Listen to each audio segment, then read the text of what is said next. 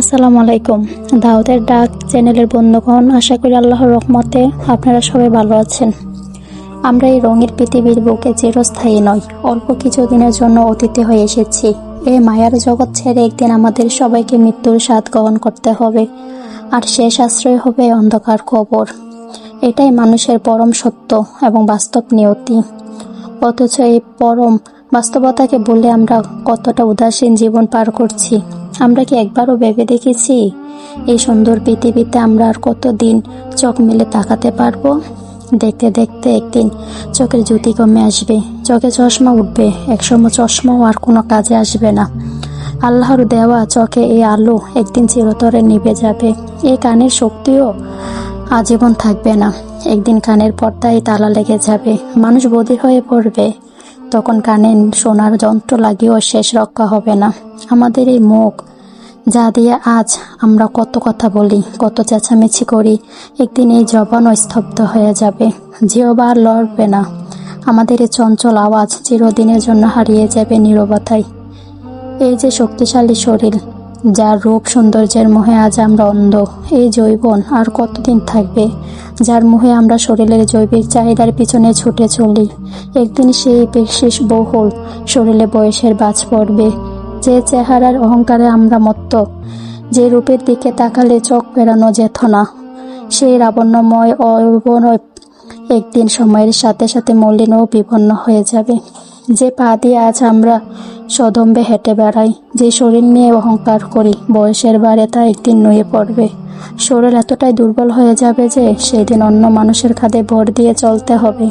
পা দুটি মাটিতে আর সোজা হয়ে দাঁড়াতে পারবে না। একসময় সেই চঞ্চল শরীরটি বিছানা নিশ্চল হয়ে পড়ে থাকবে, নিজে নিজে উঠে বসার শক্তিটুকুও হারিয়ে যাবে। এটাই জীবনের নির্মম ও একমাত্র বাস্তবতা। আমাদের এই রঙিন যৌবন একদিন হারিয়ে যাবে, নিভে যাবে জীবনের প্রদীপ।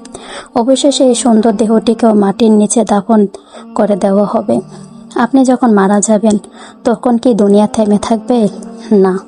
কেউ আপনার জন্য না খেয়ে থাকবে? আপনি মারা যাওয়ার কিছুক্ষণ পরে আপনার আত্মীয় স্বজন, আপনার সন্তান, আপনার স্ত্রী সবাই হয়তো খাবার খেতে বসবে। একসময় সবাই কান্নাকাটি বন্ধ করে দেবে। আপনার কবরে কেউ একটি রাতও পাহারা দিতে যাবে না।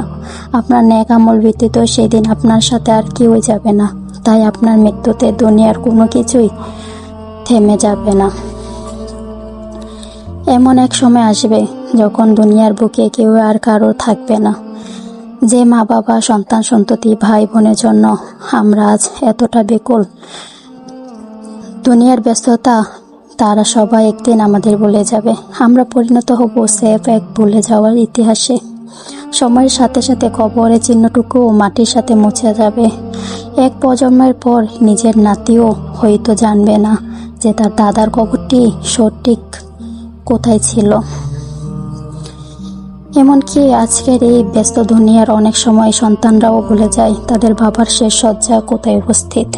এই তো আমাদের ক্ষণস্থায়ী জীবনের গল্প, যেখানে আজ আমরা আছি, কিন্তু আগামীকাল সেফ এক টুকরো স্মৃতি ছাড়া আর কিছুই নয়।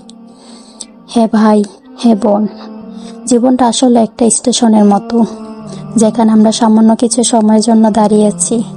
স্টেশনটাকে যত সুন্দর করে সাজাই না কেন, ট্রেন আসলেই কিন্তু সব ছেড়ে চলে যেতে হবে। তাই আসুন এই ক্ষণস্থায়ী জীবনের প্রতিটি মুহূর্তকে এমনভাবে কাজে লাগাই যেন আমাদের আসল ঠিকানা পরকালে যাত্রাটা সুন্দর ও শান্তিময় হয়। আল্লাহর দিকে ফিরে আসুন। আল্লাহ ছাড়া আমাদের আপন আর কেউ নেই। আসুন আমাদের জীবনকে সঠিক পথে কাজে লাগাই। বার্ধক্য আসার আগে যৌবনকে মূল্যায়ন করি। চোখে জ্যোতি কমে যাওয়ার আগে বেশি বেশি কোরআন পড়ি। কানে কম শোনার আগে আল্লাহর কালাম মনোযোগ দিয়ে শুনি। অসুস্থ হওয়ার আগে সুস্থতাকে কাজে লাগাই। মৃত্যু সুনিশ্চিত এবং যা যে কোনো সময় হতে পারে। তাই আসুন অহংকার ও উদাসীনতা ছেড়ে আল্লাহর ইবাদত মশগুল হই।